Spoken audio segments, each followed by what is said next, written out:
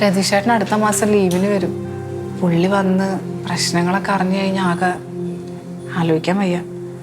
അതിന് മുമ്പ് നീ എന്നെ കൊണ്ടുപോയില്ലേ ഹരി? നിന്നെ കൊണ്ടുപോകാതെ പിന്നെ വേറെ ആരെ കൊണ്ടുപോകാനാ മോളെ? നമുക്ക് ഒരുമിച്ച് മാറാൻ വേണ്ടി നല്ലൊരു വീട് നോക്കണ്ടേ, വാടക കൊടുക്കണ്ടേ? അതിനുവേണ്ടി ഞാൻ പൈസ ചോദിച്ചത്. നീ കൊണ്ടുവന്നിട്ടുണ്ടോ? ഞാൻ പൈസ ഇട്ടുണ്ടായിരുന്നല്ലോ.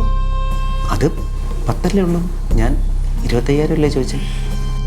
10 തന്നെ ഞാൻ ഒപ്പിക്കാൻ പറ്റ പാടെ എനിക്കേ അറിയുള്ളൂ.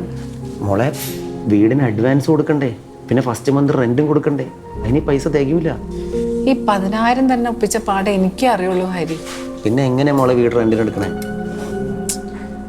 കഴിഞ്ഞ മാസമല്ലേ ഞാൻ നിനക്ക് 30,000 രൂപ തന്നത്? ഇതിപ്പോ എത്ര തവണയായി? നിനക്ക് എന്തെങ്കിലും കണക്കറിയോ?